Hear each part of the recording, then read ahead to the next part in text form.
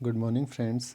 आज हम पढ़ेंगे नरेशन का सेकंड पार्ट, जिसमें हम देखेंगे कि हमें कैसे रिपोर्टिंग वर्ब के अनुसार रिपोर्टेड स्पीच में चेंजेस करने हैं। तो पहले हम देखते हैं कि हमें ऐसे सेंटेंसेस मिलें जिनके लास्ट में फुल स्टॉप हो और जहां रिपोर्टिंग वर्ब जो है वर्ब की सेकंड फॉर्म के रूप में हो, तो क्या करना है। अगर हमें सेड मिलता है तो हम सेड को सेड ही रखेंगे, और अगर हमें सेड टू मिलेगा तो उसे हम टोल्ड में चेंज करेंगे। कोमा और इन्वर्टेड कोमा हटा के उसकी जगह हमें योजक के रूप में दैट का प्रयोग करना है। उसी प्रकार अगर हमें सेंटेंसेस मिलें क्वेश्चनल, तो हम सेड को सेड ही रख रहे हैं और सेड टू को हम आस्कड में चेंज कर रहे हैं। कोमा इन्वर्टेड कोमा हटा के ऐसे सेंटेंसेस में इफ़ या वेदर का प्रयोग आप कर सकते हैं। अगर रिपोर्टेड स्पीच हमें WH से स्टार्ट होता मिले, जैसे कि हु है, हुज है, होम है, वट है, व्हेन है, वेयर है, वाई है, विच है और हाउ है, तो ऐसे सेंटेंसेस में कोमा और इन्वर्टेड कोमा हटा के हमें उसकी जगह वही WH जो है वो कनेक्टर के रूप में प्रयोग करना है। इसमें हम इफ़ या वेदर का प्रयोग नहीं करेंगे।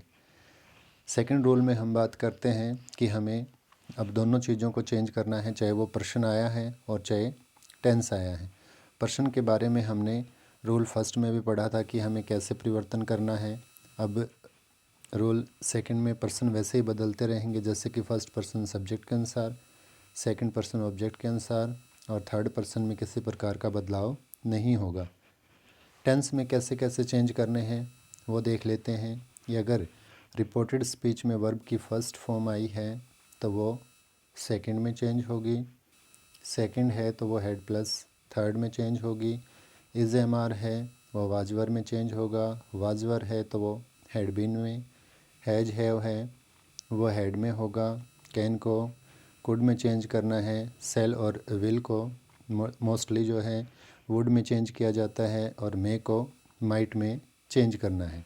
इससे आगे हम देखें कि अगर हमें डू नॉट और डज़ नॉट मिलें तो ऐसे वाक्यों में हम देखेंगे कि हमें डू नॉट और डज़ नॉट के साथ वर्ब की फ़र्स्ट फॉर्म मिलती है, तो डू नॉट और डज़ नॉट को हम डिड नॉट में चेंज करेंगे। लेकिन ध्यान रहे कि डिड नॉट में भी अगर हम चेंज करते हैं तो उसके बाद भी हम वर्ब की फ़र्स्ट फॉर्म ही लगाएं।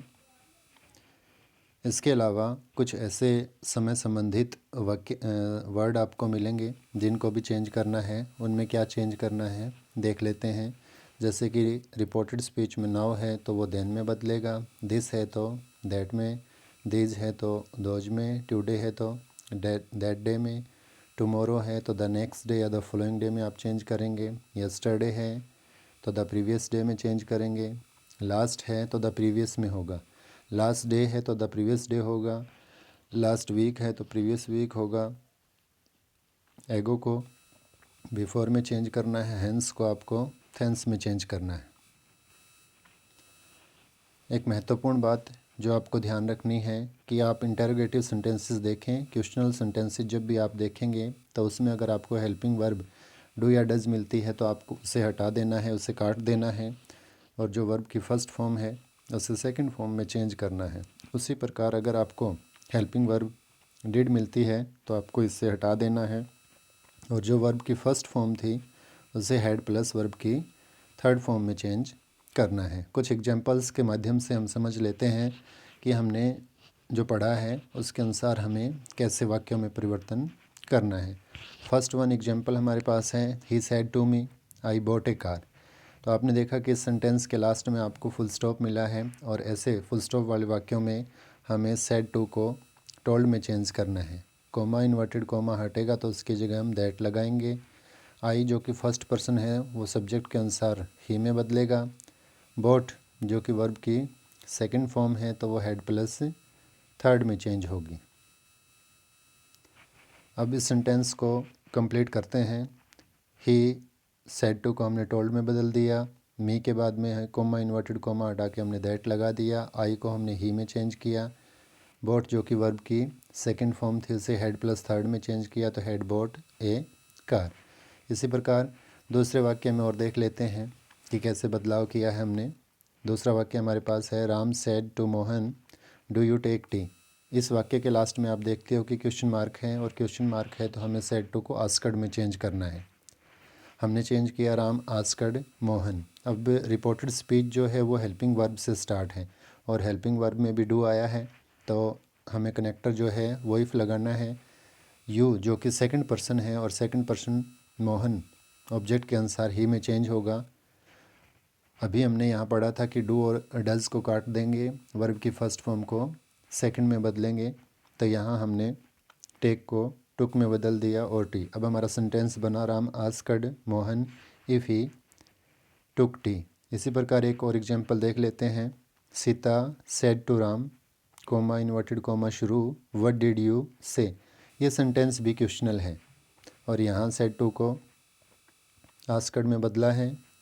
अब रिपोर्टेड स्पीच जो कि WH से स्टार्ट थी, तो हमने योजक WH को ही रखा है। डिड को हमें काटना है, अगर इंटरोगेटिव सेंटेंस है तो ये हमने ऊपर बताया था। और जो वर्ब की फ़र्स्ट फॉर्म होगी वो हेड प्लस थर्ड में चेंज होगी। तो अब हम लिखेंगे Sita asked Ram what you जो कि सेकंड पर्सन था, ऑब्जेक्ट राम के अनुसार ही में चेंज हुआ है, और जो वर्ब की फ़र्स्ट फॉर्म से थी वो हेड प्लस थर्ड में चेंज हुई है। इसके बाद देख लेते हैं इम्पेरेटिव सेंटेंसेस। इम्पेरेटिव सेंटेंसेस के लास्ट में भी आपको फुल स्टॉप मिलता है, और सिंपल में भी, लेकिन इन तीन कैटेगरी के आधार पे आप इम्पेरेटिव और सिंपल में डिफरेंस कर सकते हैं।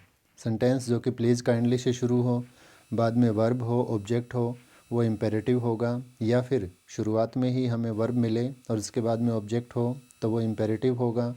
डू नॉट से जो वाक्य स्टार्ट हो गए और उसके बाद में वर्ब ऑब्जेक्ट मिले, वो भी इम्पेरेटिव होगा। तो ऐसे सेंटेंसेस में कैसे हमें रिपोर्टिंग वर्ब में चेंज करना है, कैसे कोमा इन्वर्टेड कोमा हटा के हमें कनेक्टर लगाना है, और कैसे फिर रिपोर्टेड स्पीच में बदलाव करना है, ये देख लेते हैं।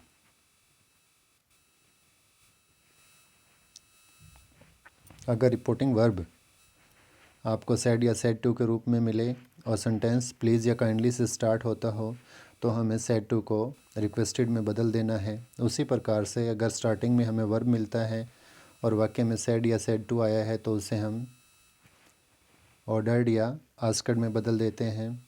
तीसरा वाक्य जिसमें अगर आप डू नॉट स्टार्ट में देखते हो, तो वहाँ सेड या सेड टू को आप फॉरबिड में बदलेंगे, या फिर दूसरे तरीके से हम उसे एडवाइस में बदल देंगे, फिर प्लस ऑब्जेक्ट रखेंगे और बाद में हमें नोट लगाना है। ऐसे वाक्यों में कोमा इन्वर्टेड कोमा जो है वो हटेगा, तो उसकी जगह पे हमें कनेक्टर जो है वो टू का प्रयोग करना है। इसमें पर्सन और टेंस बिल्कुल वैसे ही बदलते रहेंगे जैसे हमने रूल नंबर 2 में चेंज किए थे। एक बार हम इसके कुछ एग्जांपल देख लेते हैं ताकि ये चीज़ हमें अच्छे से समझ आ जाए। फर्स्ट वन एग्जांपल जो है उसमें लिखा है he said to me please help मी।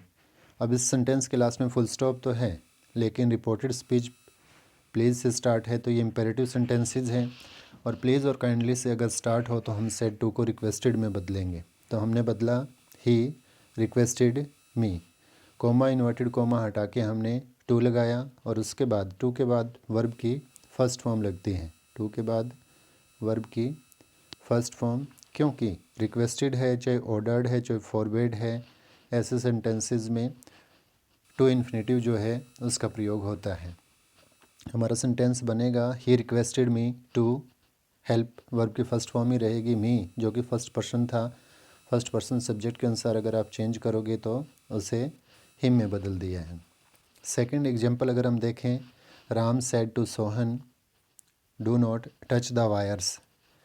तो आप इसमें देखेंगे कि इसके स्टार्ट में जो है डू नॉट आया है, और डू नॉट अगर आए तो हमें ध्यान है कि हमें उसे फॉरबेड सेड टू को जो है फॉरबेड में बदलना है।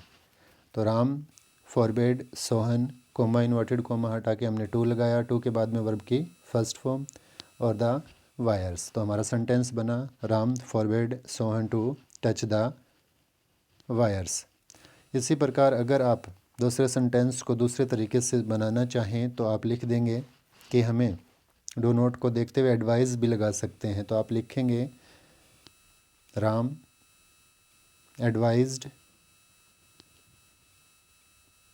और उसके बाद में ऑब्जेक्ट हमारे पास सोहन है, और उसके बाद में हमने कहा कि हमें नोट का प्रयोग करना है, तो नोट करेंगे और उसके बाद में कोमा इन्वर्टेड कोमा हटेगा तो टू आएगा, और टू के बाद में वर्ब की फर्स्ट फॉर्म जो है वो रहेगी टच और फिर द वायर्स। ऐसे दूसरे तरीके से भी इस सेंटेंस को हम बना सकते हैं। तीसरा सेंटेंस देख लेते हैं। Teacher said to peon open the door. अब डायरेक्ट हमारे पास शुरुआत में रिपोर्टेड स्पीच में वर्ब आया है, तो हम इसे ऑर्डर्ड या आस्क्ड में चेंज करेंगे। तो टीचर ऑर्डर्ड पियन, कोमा इन्वर्टेड कोमा हमने हटाया तो उसकी जगह पे टू लगाया है, टू के बाद में वर्ब की फर्स्ट फॉर्म और फिर द डोर हमने ऑब्जेक्ट रखा है। आज के इस रूल को समझने के बाद और पहला पार्ट अगर आपने देखा है तो इन दोनों को समझ लेने के बाद आगे के पार्ट्स में आपको किसी प्रकार की कोई प्रॉब्लम नहीं होगी। आज का अगर ये लेक्चर आपको पसंद आया तो वीडियो को लाइक कीजिए, चैनल को सब्सक्राइब कीजिए। धन्यवाद।